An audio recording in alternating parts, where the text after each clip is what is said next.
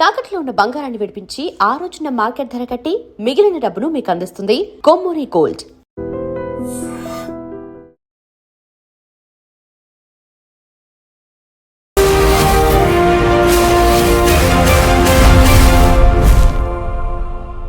నమస్తే, welcome to I dream social spotlight with Kavitha. India versus Pakistan match T20 world cup లో ముందు నుంచి expect చేసినట్టుగా భారతదేశమే గెలిచింది. బట్ అక్కడ అంత బోరింగ్ గా అనిపించిందా? అందులో హైయెస్ట్ స్కోర్ అనేది భారతదేశం వర్సెస్ పాకిస్తాన్ స్కోర్ చేసినటువంటి ఒకే ఒక్క ఆనందం మినహా మిగతాదంతా సేమ్ టు సేమ్ అనిపించిందా? మనతో పాటుగా ఉన్నారు sports analyst and cricket commentator Venkatesh గారు. వెంకటేష్ గారు, నమస్కారం అండి. నమస్తే కవిత గారు. సో యూజువల్ గానే ఇండియా వర్సెస్ పాకిస్తాన్ మ్యాచ్ అంటే ఉండేటువంటి ఒక ఎక్సైట్మెంట్ అనేది ఉంటుంది చూడండి, ఆ టెన్షన్ అట్మాస్ఫియర్ అనేది చాలా మెమొరబుల్ గా ఉంటుంది అనుకునేది అవన్నీ ఏమీ లేవు, చాలా బోరింగ్ గా ప్రెడిక్టబుల్ గా అనిపించింది అనే మాటలు మీకు అలాగే ఉందా? ఇప్పుడు తెలుగులో సామెత ఉందండి, కయ్యానికైనా వియానికైనా సమవుజ్జి ఉండాలని చెప్పి.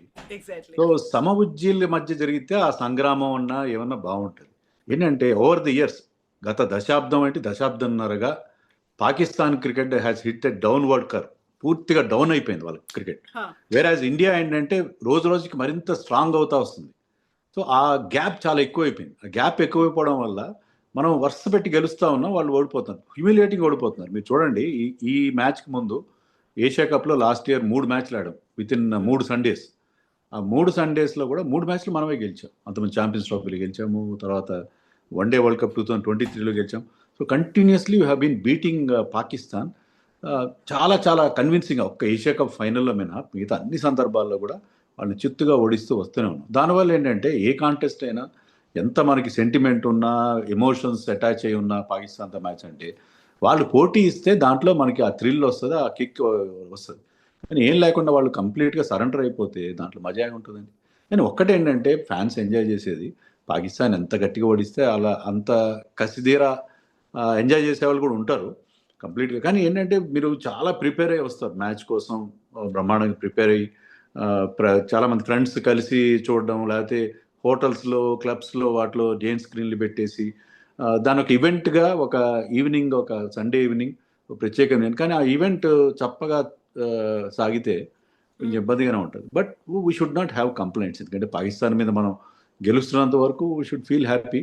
కానీ లాంగ్ రన్లో ఏమవుతుందంటే ఈ మ్యాచ్ చుట్టూ ఉన్న హైప్, తర్వాత ఈ మ్యాచ్ వల్ల కురిసే కాసుల వర్షం, ఇవన్నీ కూడా over a period of time ఖచ్చితంగా డిమినిష్ అయిపోతాయి. ఎందుకంటే ఇలా వాళ్ళు కంటిన్యూస్గా ఓడిపోతున్నారు అనుకోండి, ఎలాంటి కాంటెస్ట్ లేదు.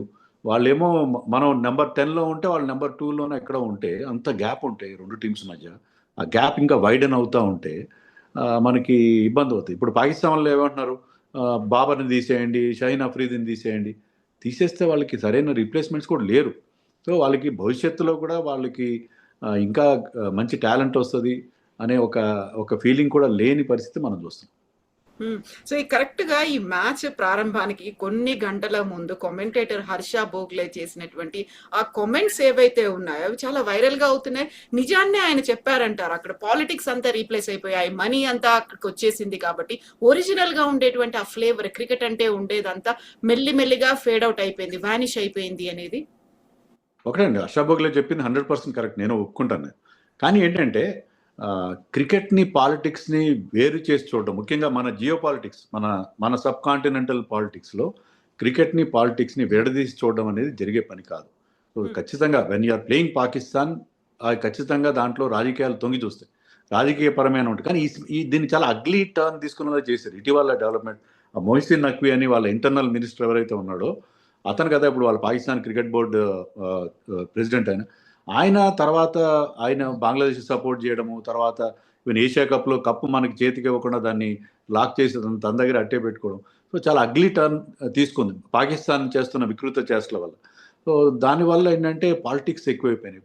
ముందు పాకిస్తాన్ వాళ్ళు ఏమన్నారు, మేము బాయ్కాట్ చేస్తాం, మ్యాచ్ ఆడడం, బంగ్లాదేశ్కి మా సంఘీభావాన్ని వ్యక్తం చేస్తాం అన్నారు, అంతా బాగానే ఉంది.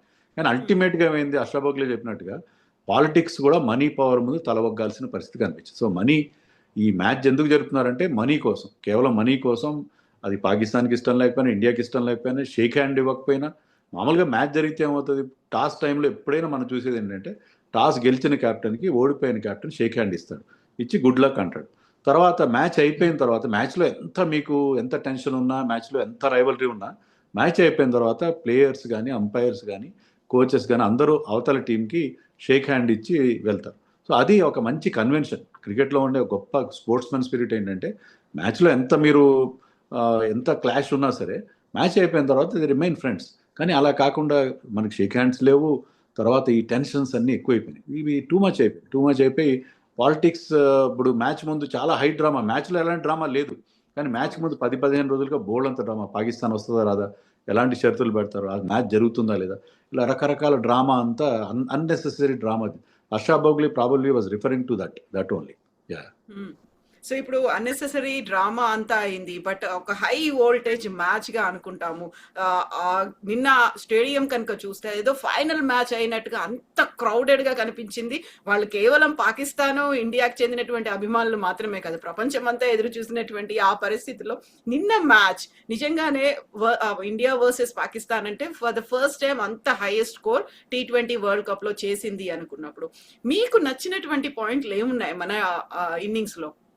మన ఇన్నింగ్స్లో the difference between India and Pakistan ఏంటంటే అది మన ప్రెజెన్స్ ఆఫ్ ఇషాన్ కిషన్ ఆడిన అద్భుతమైన ఇన్నింగ్స్. అది రెండు టీమ్స్ మధ్య ఉన్న డిఫరెన్స్. ఎందుకంటే ఆ స్లో పిచ్ పైన ఆల్మోస్ట్ 200 స్ట్రైక్ రేట్ ఆడడం అంటే ఆషామాషి విషయం కాదు. మిగతా అందరు కూడా స్ట్రగుల్ అయ్యారు, కానీ ఇషాన్ కిషన్ మాత్రం అతను వాళ్ళ స్పిన్నర్స్ని ఎదుర్కొన్న తీరు, వాళ్ళ మీద కౌంటర్ అటాక్ చేయడం. అతను ఏమన్నా అంటే గ్రౌండ్ పెద్దది కాబట్టి నాకు గ్యాప్స్ ఎక్కువగా అనిపించినాయి. పెద్ద గ్రౌండ్ అయ్యే కొద్దీ గ్యాప్స్ కూడా పెద్దగా ఉంటాయి. ఆ గ్యాప్స్ని ఎక్స్ప్లాయిట్ చేశాను. సో చాలా తెలివిగా ఆడాడు, చాలా కాన్ఫిడెంట్గా ఆడాడు. సో అతను అలాంటి ఇన్నింగ్స్ ఆడడం వల్ల మీరు చూడండి, అతను 9th ఓవర్లో అవుట్ అయ్యాడు. 9th ఓవర్లో అవుట్ అయ్యేసరికి 88 for 1 మన స్కోర్. ఆ 88లో 77 runs అతనే చేశాడు. 88 was the team score. 77 runs were scored by him. He had a partnership with Tilak Varma. ఎంత 87 runs పార్ట్నర్షిప్లో 11 runs మాత్రమే తిలక్ వర్మ చేశాడు. మిగతా అన్ని 76 runs ఇతనే చేశాడు. అంత డామినేట్ చేసి అతను మ్యాచ్ని వన్ సైడ్ అయ్యేలా చేశాడు. సో ఇషాన్ కిషన్ ఆడిన ఇన్నింగ్స్ వల్ల వాళ్ళ కోచ్ కూడా అదే చెప్పాడు, అంతా మేము బాగానే చేశాము. యాక్చువల్లీ పాకిస్తాన్కి ఇది గ్రేట్ ఆపర్చునిటీ. మనం మ్యాచ్ ముందు కూడా ఒకసారి మనం మాట్లాడుకున్నాం. అతనికి ఏంటి ఆపర్చునిటీ ఏంటంటే అక్కడ కండిషన్స్తో వాళ్ళకి ఫెమిలియారిటీ ఉంది. వాళ్ళు స్పిన్నర్స్తో బరిలోకి దిగారు. మీరు చూస్తే 18 overs స్పిన్ వేశారు వాళ్ళు. 6 స్పిన్నర్స్ T20 మ్యాచ్లో ఆడడం ఇంతకుముందు ఎప్పుడు జరగలేదు. 6 స్పిన్నర్స్ని యూజ్ చేసి 18 overs స్పిన్ బౌలింగ్ చేశారు. కేవలం 2 overs ఫాస్ట్ బౌలింగ్ మాత్రమే చూసాం. అంత స్పిన్ అడ్వాంటేజ్ తీసుకుని, స్పిన్ బాగా అనుకూలిస్తున్న పిచ్ పైన వాళ్ళకి ఒక మంచి ఆపర్చునిటీ ఉంది ఇండియా పైన. ఇండియా తర్వాత ఇషాన్ కిషన్ అవుట్ అయిన తర్వాత స్ట్రగుల్ అయ్యారు, మన ప్లేయర్స్ స్ట్రగుల్ అయ్యారు. సో అతను 77 runs 40 balls చేస్తే మిగతా వాళ్ళు 95 runs 80 balls చేశారు. సో అంత డిఫరెన్స్ ఉంది చూడండి. సో అంత డిఫరెన్స్ ఉన్న కాబట్టి అతని innings that made all the difference. అది ఒకటి. రెండోది ఏంటంటే అది ఒక ఆస్పెక్ట్. రెండోది మీకు వాళ్ళ స్పిన్నర్స్కి చాలా టర్న్ దొరికింది, చాలా ఎక్కువగా టర్న్ చేశారు బాల్ని. వాళ్ళకి చాలా పిచ్ నుంచి చాలా అసిస్టెన్స్ లభించింది. కానీ మనం సెకండ్ ఇన్నింగ్స్లో మనం బౌల్ చేసినప్పుడు మన స్పిన్నర్స్కి అంత హెల్ప్ దొరకలేదు. పిచ్ కాస్త ఫ్లాటన్ అయింది. కానీ ఆ టైంలో మన స్పిన్నర్స్కి కంటే ముందు మన face bowlers Hardik Pandya and Bumrah first 2 overs 3 వికెట్లు తీశారు. They were reduce to 13 for 3 in the first 2 overs.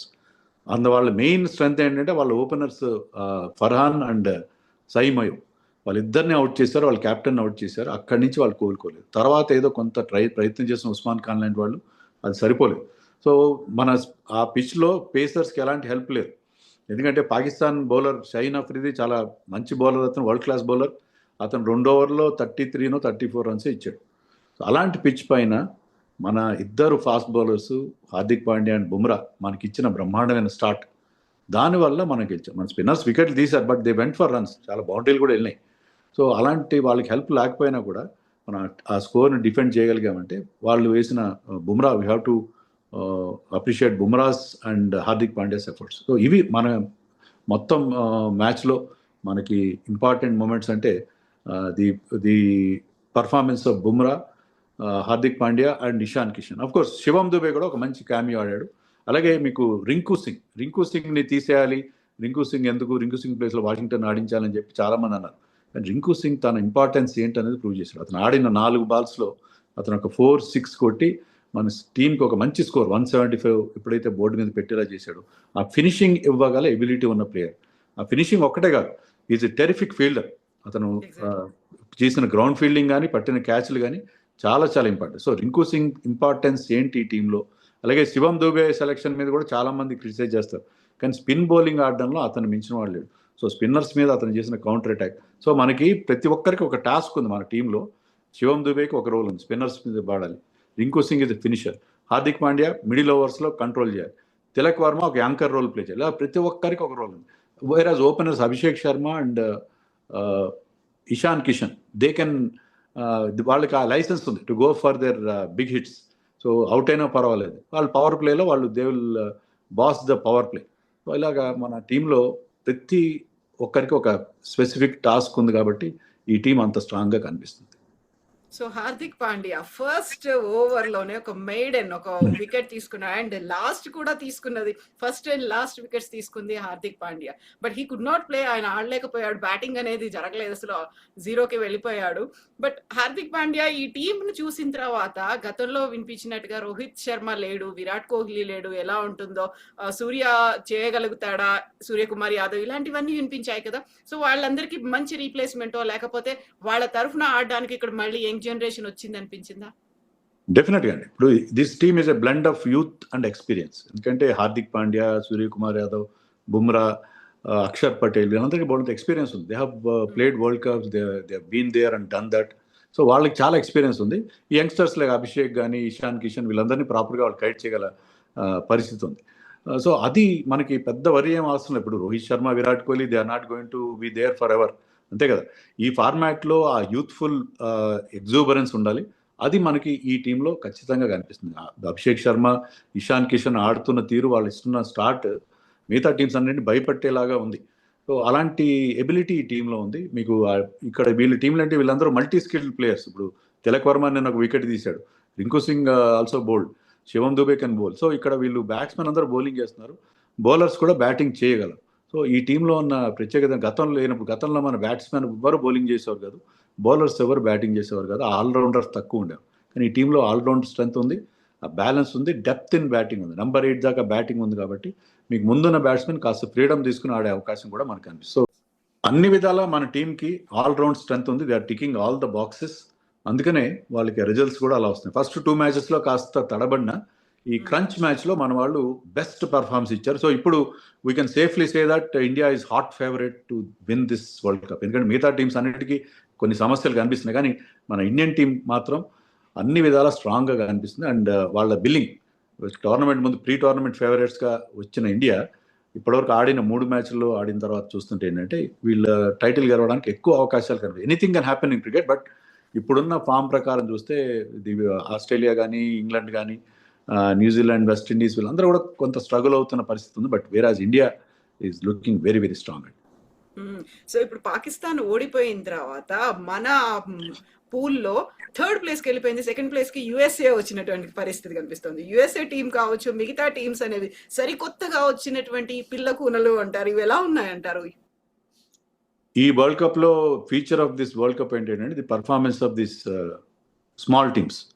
అది నేపాల్ కావచ్చు, నెదర్లాండ్స్ కావచ్చు, యుఎస్ఏ కావచ్చు, ఇటలీ కావచ్చు, వీళ్ళందరూ కూడా చాలా బాగా perform. Italy first world cup ఆడుతూ వాళ్ళు నేపాల్ను ఓడించారు. అలాగే నేపాల్ ఇంగ్లాండ్ని వణికించింది, నెదర్లాండ్స్ పాకిస్తాన్ ఇబ్బంది పెట్టింది. So all these teams are doing exceptional well. వాళ్ళకి ఏంటంటే వాళ్ళు చాలామంది ఫ్రాంచైజ్ లీగ్స్ ఆడుతున్నారు. తర్వాత ఇక్కడ బాగా పర్ఫామ్ చేస్తే వాళ్ళకి ఇన్సెంటివ్ ఏంటంటే వాళ్ళకి ప్రపంచవ్యాప్తంగా జరుగుతున్న ఫ్రాంచైజ్ లీగ్స్లో వాళ్ళకి కాంట్రాక్ట్స్ వచ్చే అవకాశం ఉంటుంది, వాళ్ళకి ఆడే అవకాశం వస్తుంది. సో దానివల్ల ఈ చిన్న దేశాలన్నీ కూడా బాగా ఆడుతున్నాయి. దీనివల్ల ఏంటంటే క్రికెట్ గ్లోబలైజ్ అయ్యే అవకాశం ఉంది. అంతేకాకుండా మనకి 2028 ఒలింపిక్స్లో క్రికెట్కి స్థానం లభించింది. సో ఇలా గ్లోబలైజ్ అయితే గేమ్ మీకు కంటిన్యూస్గా ఒలింపిక్స్లో క్రికెట్ కూడా ఉండే అవకాశం ఉంటుంది. So it is a very good development. కేవలం 10-12 దేశాలు మాత్రమే క్రికెట్ ఆడితే ఈ గేమ్ ఎప్పటికీ డెవలప్ కాదు. వరల్డ్ వైడ్ అందరూ ఆడాలి. యుఎస్ఏ వాళ్ళు ఆడాలి, తర్వాత యుఎస్ఏ, కెనడా లాంటి అమెరికన్ నేషన్స్ ఆడాలి, అలాగే European nations other than England కూడా ఆడాల్సిన అవసరం ఉంది. సో ఇవన్నీ ఆడితేనే మనకి క్రికెట్కి ఒక గ్లోబల్ ఇమేజ్ వచ్చే అవకాశం ఉంది. So it's a very good డెవలప్మెంట్గా నేను భావిస్తున్నాను. అందులో ఇది హర్ష భోగ్లే చేసినటువంటి కామెంట్, అది కేవలం మనకి ఇండియా వర్సెస్ పాకిస్తాన్ గా చూడాలా, లేకుంటే ఓవరాల్ గా అన్నిట్లలో కూడా ఇలాంటి పరిస్థితులు అనేవి ఉన్నాయంటారు, ఆక్యుపై చేసుకుందా? అంటే ఓవరాల్గా గేమ్ కమర్షియలైజ్ అయిపోయిన మాట వాస్తవం ఉంది. అందుకే నెంబర్ ఆఫ్ టెస్ట్ మ్యాచెస్ బాగా తగ్గిపోయినాయి. కానీ టెస్ట్ మ్యాచెస్కి వ్యూవర్షిప్లు ఎక్కువ లేదు కాబట్టి. వెరాజ్ T20 ఫార్మాట్ అంతా కూడా గవర్న్డ్ బై ఈ బ్రాడ్కాస్ట్ రైట్స్ కోసమే గేమ్ జరుగుతుంది. సో టీవీ లేకపోతే గేమ్ లేదు. టీవీలో ఏవి వస్తున్నాయి, టీవీలో వచ్చే యాడ్ రెవెన్యూ, టీవీ బ్రాడ్కాస్టర్ ఐసీసీకి కానీ రెస్పెక్టివ్ క్రికెట్ బోర్డ్స్ కానీ ఇచ్చే రెవెన్యూ మీదే గేమ్ సర్వైవల్ ఆధారపడి ఉంది కాబట్టి మొత్తం కూడా కమర్షియలైజ్ అయిపోయింది గేమ్. ఆ కమర్షియల్ ఇంట్రెస్ట్తో నడుస్తుంది. అందుకని మీకు భవిష్యత్తులో మీకు బయలాటరల్స్ రద్దయ్యే అవకాశం కనిపిస్తుంది. ఫుట్బాల్ ఎలా ఉంటుందంటే మీకు 10 months పాటు లీగ్స్ ఆడతారు. 10 months పాటు ఫుట్బాల్ లీగ్స్, ప్రైవేట్ లీగ్స్ ఆడతారు. కేవలం 2 months మాత్రమే వాళ్ళు వాళ్ళ కాంటినెంటల్ ఇంటర్నేషనల్ మ్యాచెస్, వాళ్ళ కాంటినెంటల్ మ్యాచెస్ కానీ వరల్డ్ కప్స్ కానీ ఆడతారు. సో భవిష్యత్తులో క్రికెట్లో కూడా ఈ లీగ్స్ మాత్రమే మిగిలి బయలాటరల్స్ క్యాన్సిల్ అయిపోయి ఇలాంటి ఐసీసీ వరల్డ్ ఈవెంట్స్ మాత్రమే జరిగే ప్రమాదం కూడా కనిపిస్తుంది. ఎందుకంటే ఎందుకంటే బయలాటరల్స్ ఎవరు చూడట్లేదు, బయలాటరల్ మ్యాచెస్ ఎవరు చూడట్లేదు. సో వరల్డ్ కప్స్ ఇవి మాత్రమే ఉండి మిగతా అంతా కూడా ఫ్రాంచైజీ లీగ్స్ మాత్రమే సర్వైవ్ ఒక ప్రమాదం క్రికెట్లో కనిపిస్తుంది. మేబీ నాట్ ఇమీడియట్లీ, బట్ ఫ్యూచర్లో అదే సినేరియో ఫుట్బాల్ లాగా క్రికెట్ కూడా మారే పరిస్థితి మనకు కనిపిస్తుంది. ఎస్ వెంకటేష్ గారు, థ్యాంక్ యూ సో మచ్ అండి. Thank you. And for more videos, Please subscribe to iDream. Please subscribe to iDream. Please subscribe iDream. And please subscribe to iDream. For more videos, subscribe to iDream. please like, share and subscribe to the channel. Congratulations, iDream. Subscribe to iDream. Subscribe to iDream. So subscribe to iDream Media. iDream ki iDream team andarki huge congratulations. Please subscribe iDream Media. Please subscribe to iDream. Subscribe iDream. Please subscribe to iDream.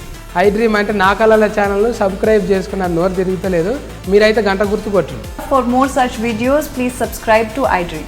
Subscribe to iDream. Please subscribe to iDream. Please subscribe iDream Media. Please do subscribe to iDream. Please subscribe to iDream Media. For best entertainment and information, please subscribe iDream. And don't forget to subscribe to iDream.